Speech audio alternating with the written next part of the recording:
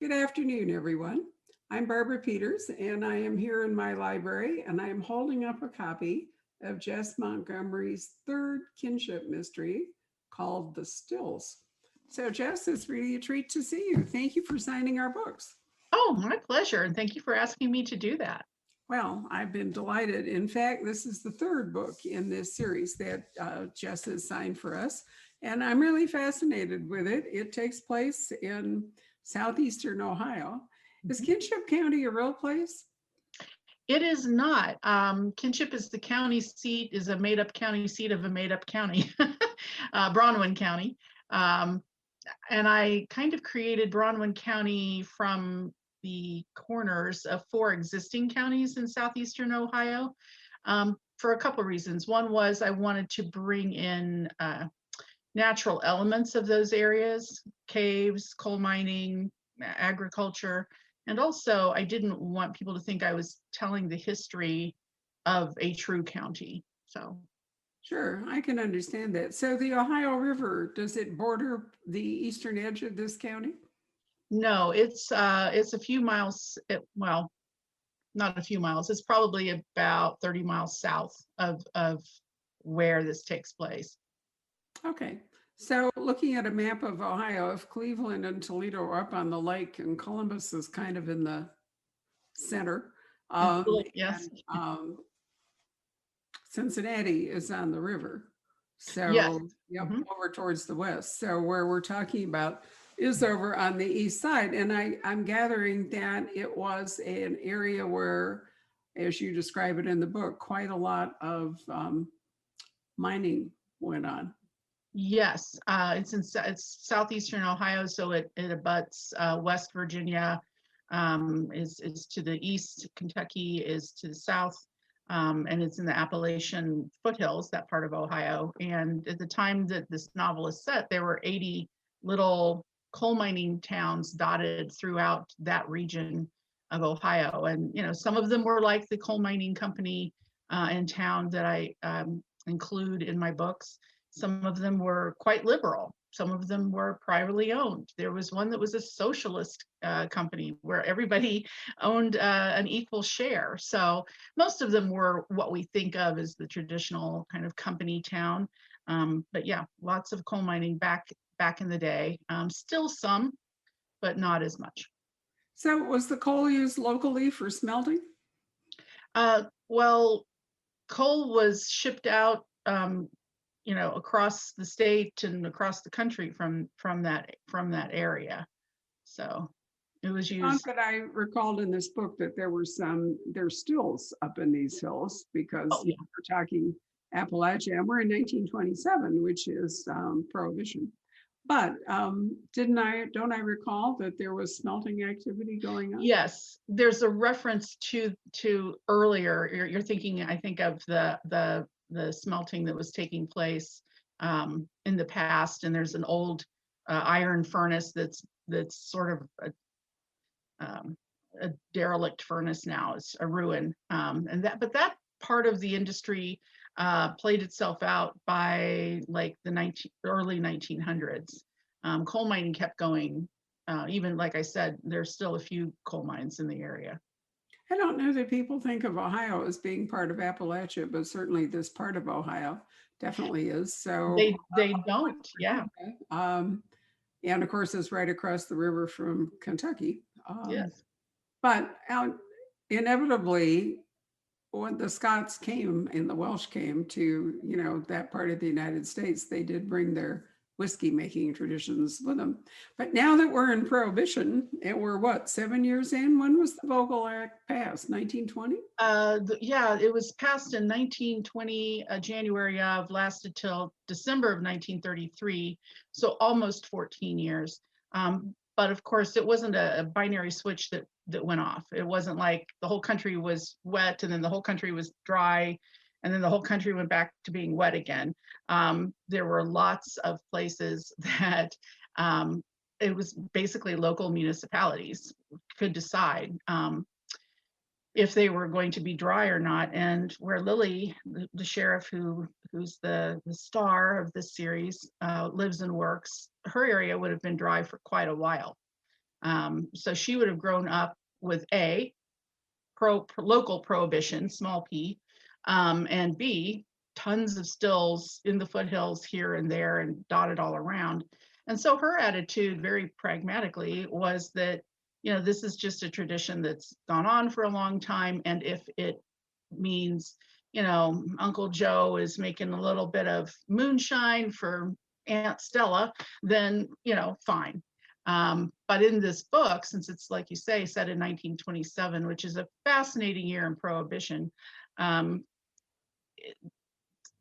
bootlegging and our uber villain, George Vogel, who's a big time bootlegger and mob boss, essentially brings all that crime to Bronwyn County. And so Lily can't just say, well, it's a local thing and whatever. She has to face it.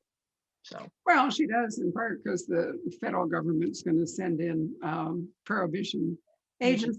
Prohibition, while it might have started from a good impulse. I mean, I grew up in Winnetka, just north of Evanston, where the Women's Christian Temperance Union had a okay. really big presence, and so it was a big force behind getting Yeah, the prohibition, the Vogel Act passed. absolutely. Unfortunately, by trying to legislate alcohol and drinking habits and so forth, like many attempts to legislate morality, it had a spectacularly bad underside and led really to organized crime to a larger degree in the United States, brought in, the mafia to make profits, and certainly for people who had a long history of, well, there still isn't making alcohol. It was a good source of revenue for them. The real tragedy is that maybe those guys were still making pure whiskey, or pure corn liquor, so to speak. But an awful lot of people ended up really injured or dying from the um, industrial alcohol and other things that were introduced into prohibition alcohol. And I often wonder, did people stop and wonder, was drinking really going to be worth it? I mean, blind drunk was not a joke. It was an actual possibility. It was absolutely. And your point about, did people stop and think, is it worth it? That was actually the government's intent in 1926 in putting methanol in industrial alcohol, was that, well, people would get sick and they would think, oh, it's just not worth it. But of course, people would have to be aware that what they had been using to make their bathtub gin, so to speak, is now suddenly lethal, or very, very poisonous. And they weren't necessarily. And by the end, I've read some articles that estimate about 10,000 people died from alcohol poisoning because methanol was put in industrial alcohol. It's still in there, by the way, for anybody out there who's thinking of making their own bathtub gin, please don't. Yeah, I mean, it's, we're going through a sort of a similar thing over marijuana, where you've got all these patchwork. I mean, Arizona recently passed it as legal, but the federal government doesn't recognize that.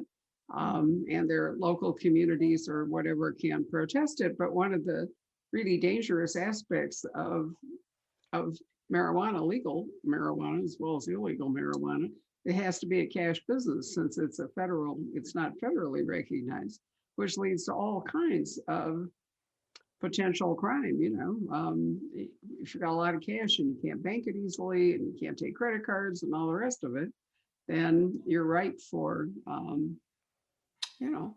for a heist, for all kinds of bad things to happen. So it's really, really fascinating to me how we try to keep people from doing bad things, Yeah, but it people isn't from really, doing what people are going to do anyway. And yeah. there were some good impulses. You mentioned the Temperance League. There was the Anti-Saloon League that was headquartered in Westerville, Ohio, just outside of Columbus, our capital city.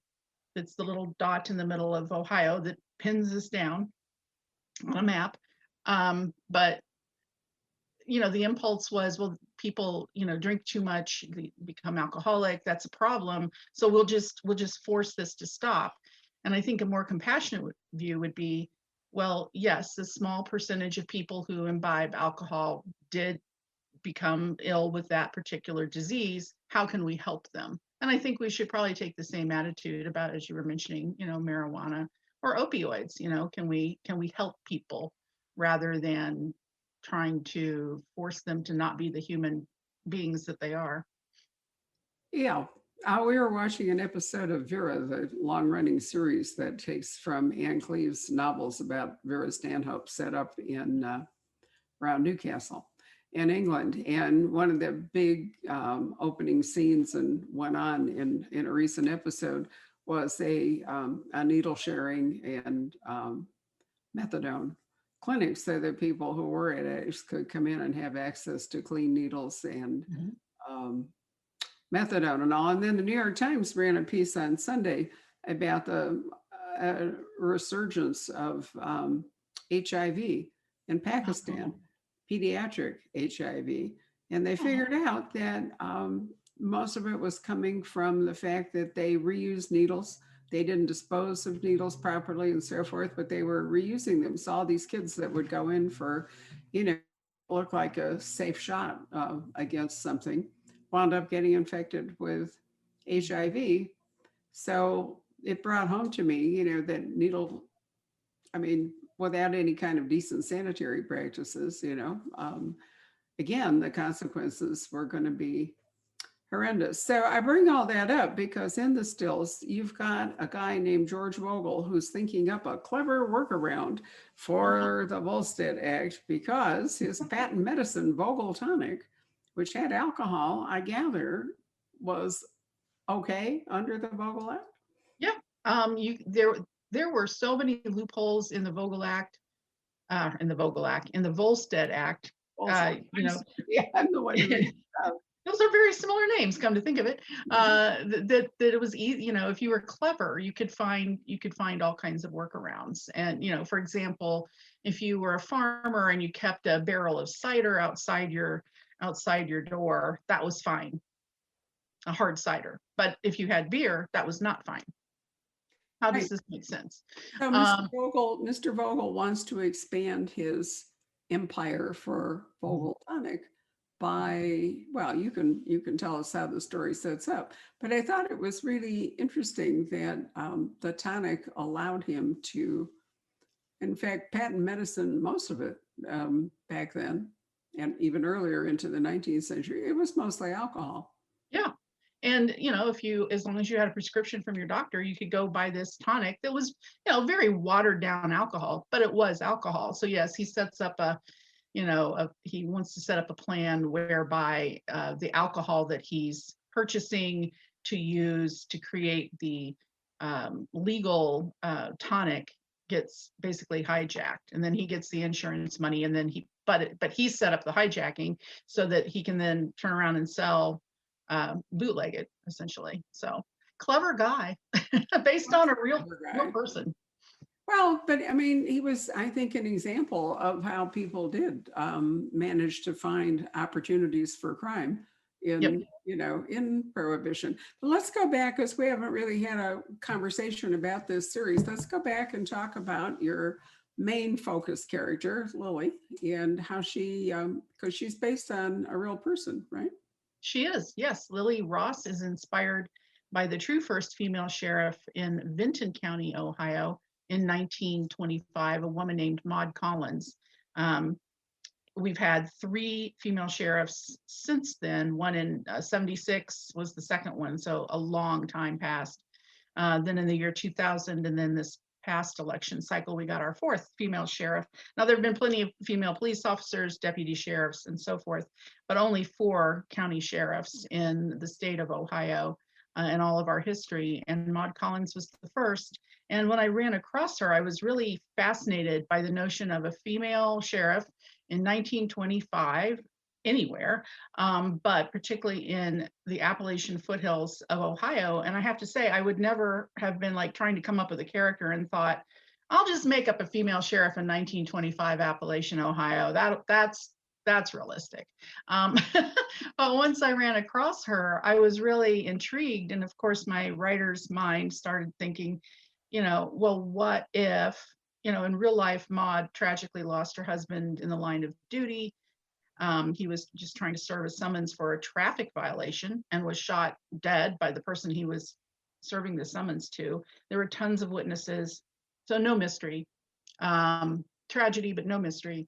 But I thought, well, what if we didn't know who killed this poor man and why? And what if his wife, who works as the jail matron, is asked to step in to fulfill his term, which is what happened with Maud, and she uses this as an opportunity to investigate what happened to her husband. So it's a pretty simple premise, but from there, as I started researching and learning more about the area, and I was drawn to it too because my family's from Appalachia, but in Kentucky. So, a different part of Appalachia, and Appalachia is not a monolith by any means, but I related to that culture and that area. So I started realizing there's just so much to pull in between workers' rights, women's rights, coal mining, unionization, the era itself. And then I started getting fascinated about how would these big sweeping parts of American history from the 1920s play out, but in a rural area, not in Atlantic City or New York or San Francisco. So that's really where the impetus came from. Fascinating stuff. And, there's a modern parallel in the series that J.A. Jance writes about Joanna Brady here in Arizona in Bisbee in Cochise County, because Joanna, too, was married to a man who was the sheriff who was shot and killed. I think he was shot. Anyway, he was killed in the line of duty. And then she took over, or was asked to take over as sheriff, and then has subsequently gotten herself elected. But you have to wonder whether Lily, so to speak, i.e. Maud, would have ever become sheriff if she hadn't been married to a sheriff. I mean, it's not a career path that was really open to women in 1925. Right. Amy Stewart writes, or I think it's Amy Stewart writes also about an early female sheriff. A deputy sheriff. Deputy sheriff. Thank you. It's not.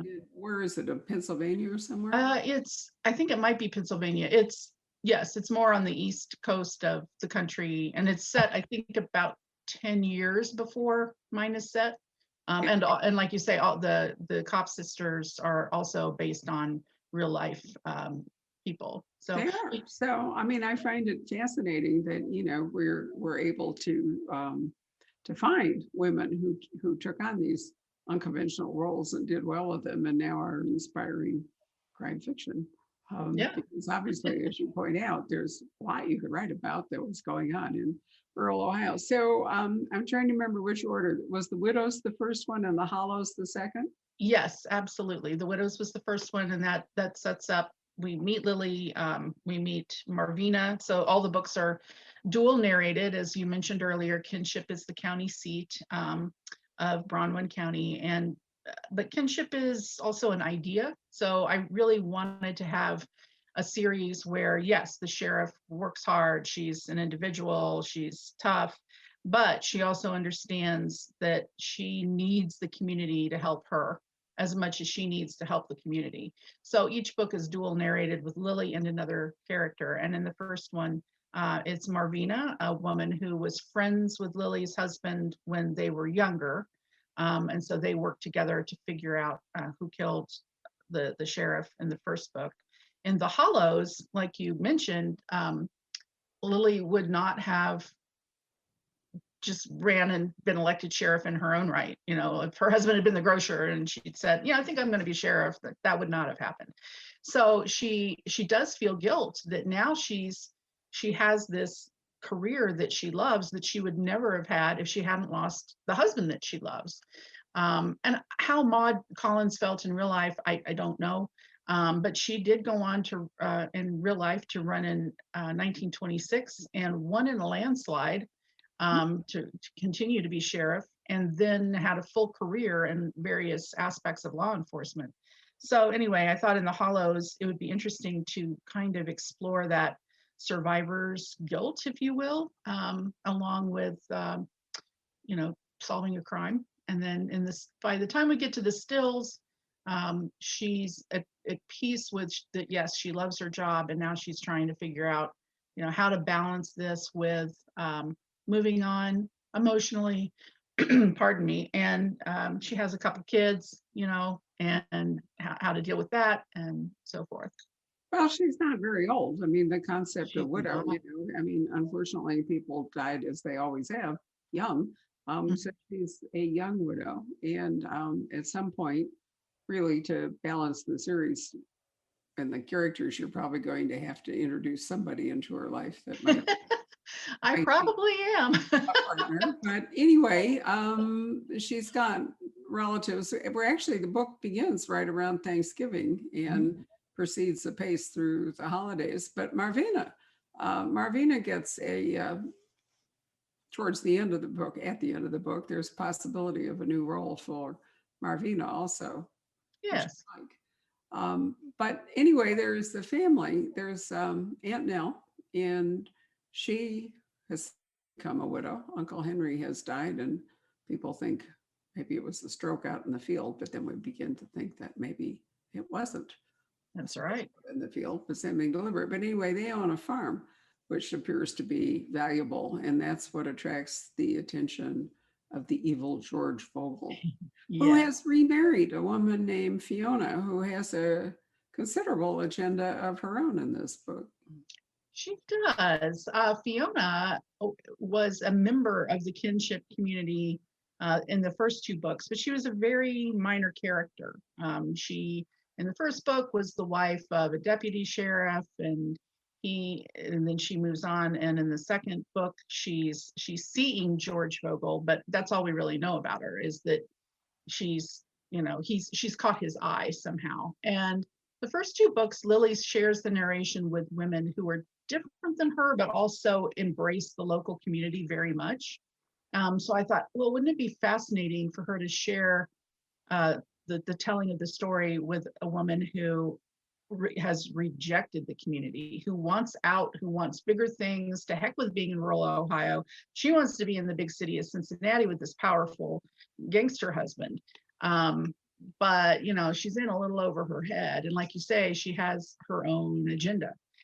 So it was interesting to juxtapose those two. On the surface, Lily and Fiona are very different women.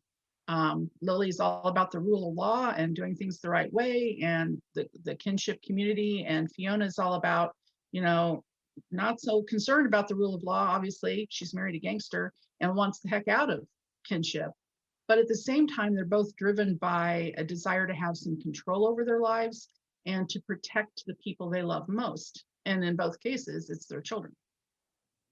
Yes, I thought Fiona was a really interesting and complicated character. Let's not do any spoilers here, but Okay. so that's too bad because it would be fun to talk about her. But I did like her voice, and I did like the interesting way she thought about whether she could um, reshape George's plans in a way that would further her own. I mean, it does appear that divorce is a possibility in this story, whereas I think divorce in the 1920s was still really hard.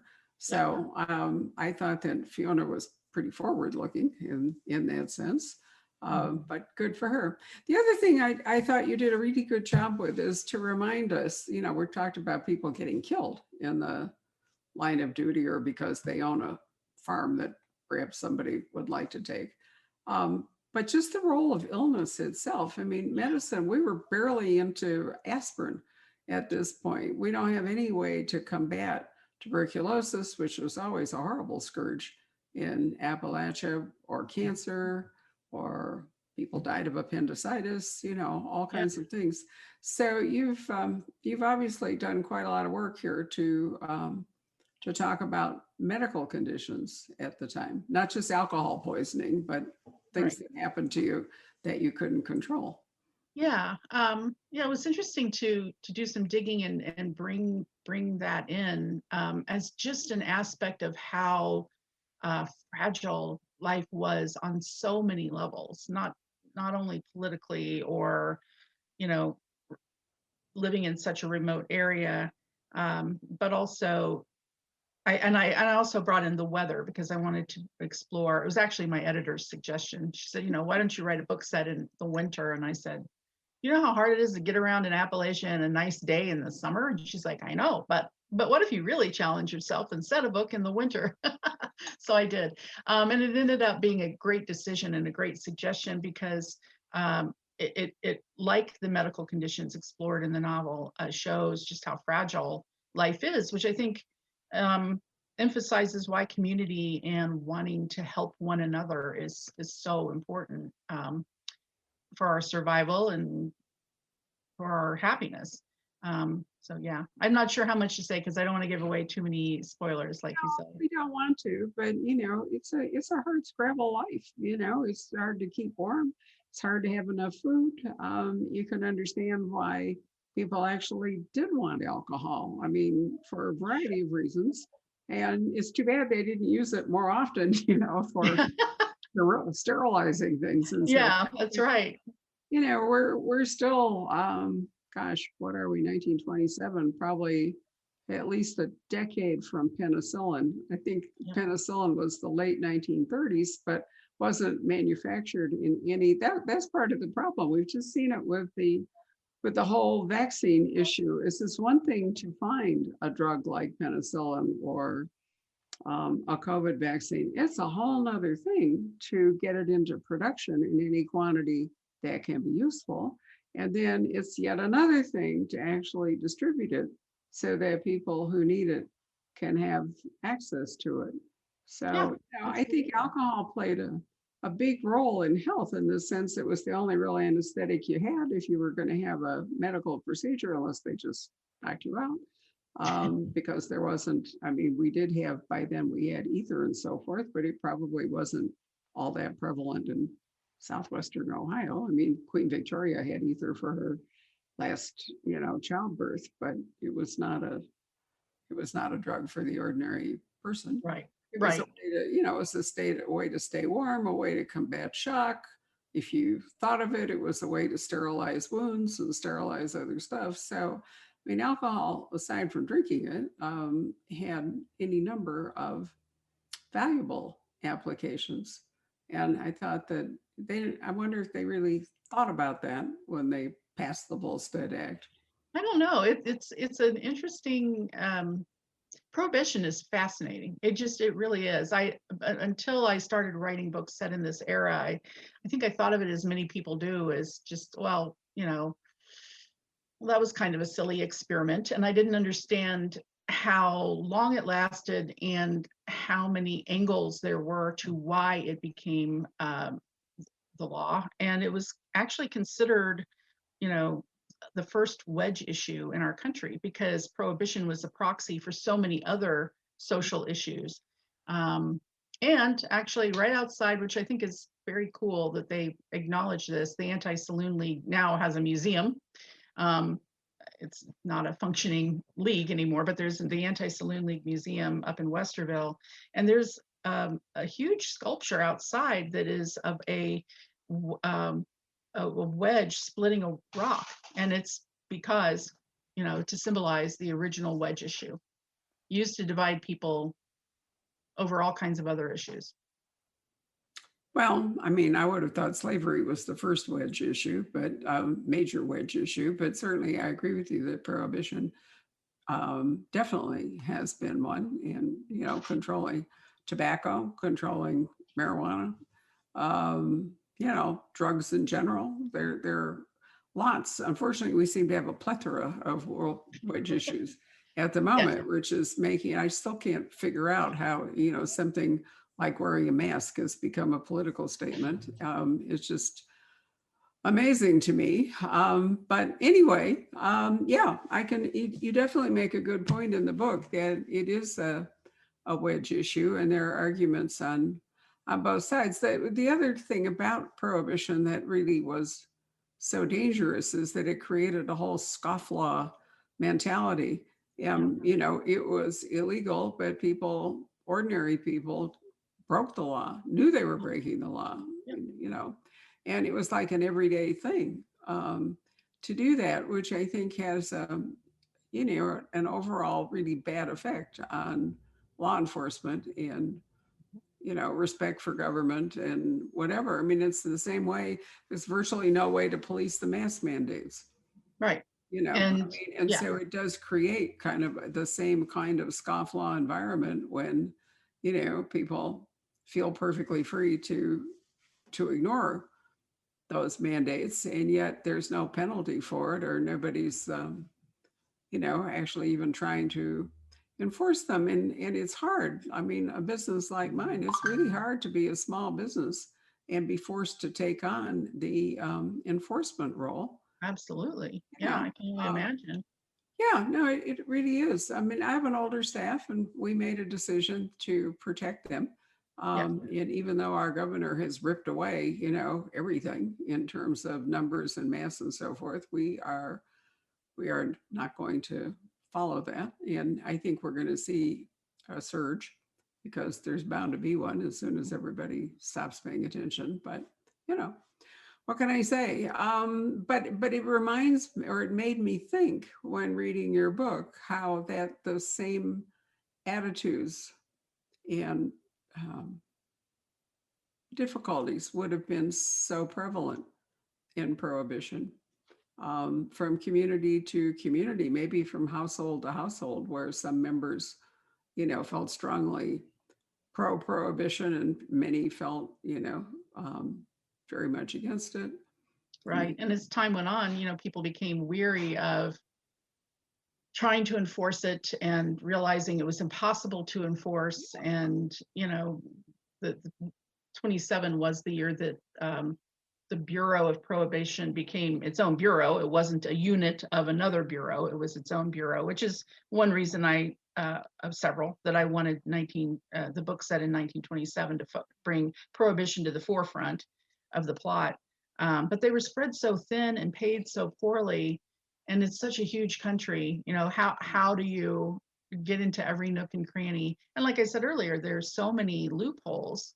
You mentioned it. I don't think this is a spoiler, but you mentioned it starts at the beginning of Thanksgiving, and Lily's mama, is so excited because she has, and these are real um, wine bricks. They were basically compressed grapes, and if you just add water and forget to put in bicarbonate of soda, and happen to forget that you've left it in a dark place for 3 weeks, well, it'll ferment and you'll have wine. And it's perfectly legal. And so she was very excited to have this wine for Thanksgiving. I visited the Anti-Saloon League when I was researching this book in the before times, and I imagine I'm one of the few people who yelped in great glee upon seeing on display one of these wine grape bricks, these vino grape bricks in their display case. I'm like, yes, I just read about this. This is in my book. It probably was pretty vinegary and nasty, but Yeah, I, haven't pursued this, but I've often wondered, did the church have an exemption so that they could offer, wine at communions, those I churches think that, they did. I remember reading about this, and I think the Catholic Church did have an exemption for well, this. it's not just the Catholic Church. I mean, many Christian churches offer wine at communion. I grew up in That's the true. Episcopal Church, and, there it was. And, wine is part of Jewish services, It's true. So, I mean, the whole thing was just, to be honest, a really dumb idea, but it's one of those things where it tipped over into enough votes to actually pass it. But the difficulty with anything like that is if the population in general does not support a law like that, then it does become nearly impossible to enforce it. And that leaves us in poor directions. I mean, one of the people who profited the most from this was Joseph Kennedy. I mean, I've been on the two little islands off Canada that were the rum running bases. You've been on, Saint-Pierre and Miquelon, they're called. And okay. they're actually part of France. They are the furthest west parts of the province of Brittany. And there are these two little islands floating there off eastern Canada. And I love this story, which you will appreciate. When we were visiting, they're pretty scrubby. There's not, they're not forested. and so forth. And yet, as you wander around Saint Pierre and Miquelon, you observe this enormous amount of housing and other buildings that are all made out of wood. And you think, how did that happen? And how it happened was that when the wine or the liquor was brought over from Canada, it was in wooden crates. And so they picked up Oh, the crates in order to transport the alcohol. And Kennedy was the big rum runner in this operation. And so the locals took advantage of all the broken wooden crates to do their building. that's And very clever. yeah, no, it really was. But I mean, I grew up in Chicago, so we all had stories about, the Merchandise Mart and the 1960 election, because I was at Stanford by then, but my parents were still in Chicago, and they were deeply Republican, so they regarded the whole thing as, stolen. But anyway, it was interesting. It was only when I was on Saint Pierre and Miquelon that I realized that much of the stories I'd heard about the Kennedy fortune turned out to be true. That's really interesting. Yeah, yeah, it was. So, there was a lot of money to be made during Yeah, Pro. yeah. And there was a lot of money to be made, and the law created those opportunities and also created criminals out of people who weren't criminals. That's right. I mean, of course, the people chose that they were going to, the people who became criminals made that choice. So it's not like it directly, created a George Vogel, but there were always going to be people who would make that choice and take those opportunities. So it was a naive law in many ways. It was. And it was, Totally. No, I yeah. agree with you entirely. So we have Lily. This is her third investigation. I really love the Widows and the Hollows and now the Stills. And Jess has been kind enough to autograph all of them for us. And I think they are wonderful, wonderful books in terms of plot, but also just to get yourself familiar with a part of the country that you might not know all that well at a Right. time which was full of intrigue and change and upheaval. And we all know, unfortunately, what lies ahead. So I guess my final question for you is, what lies ahead for Lily? Are you deeply at work in book 4? Or you already moved on to book 5? Or where are we? I have completed book 4 in the sense that I turned in a draft, a decent draft, um, a B plus draft, I think, to to my editor, and I'm awaiting her feedback, and then I'll have some revision, of course, based on her notes and some ideas I've had since turning it in. So yes, that book is supposed to be out in 2022. I'm guessing about the same time next year as the stills came out this year, and it's called The Echoes. And we move forward in time to 1928. And it kind of deals with PTSD and which would not have been a term at the time, but that's what it deals with, and delves even more deeply into family. We've learned a lot about Daniel's family throughout the series, Daniel being Lily's first husband. But I thought it was time to learn a little bit more about Lily's family. So Very I'm good idea. Well, I mean, you do a wonderful job, Al. I can tell that you love research and you do point out the travels, at least local travels, that you have made to check into making everything as authentic as you can. But the real engine for these stories is really family and family relationships. Solving the crime um, is part of what allows you to investigate the family dynamics. And as in many successful series, you've got an ensemble cast going, so people care a lot about what happens, not just to Lily, but to Marvina. Then you're introducing a new character called Benjamin, and then, there yes. are kids involved. And, Mhm. Fiona, whom we mentioned earlier, has a son called Leon. And, the opportunities for all these characters to grow and develop as you write the books is unlimited. Yep, and that makes it really enjoyable and exciting. It is fun. Well, for those of you who have not run across Jess and her books, I certainly recommend them. I will try holding up.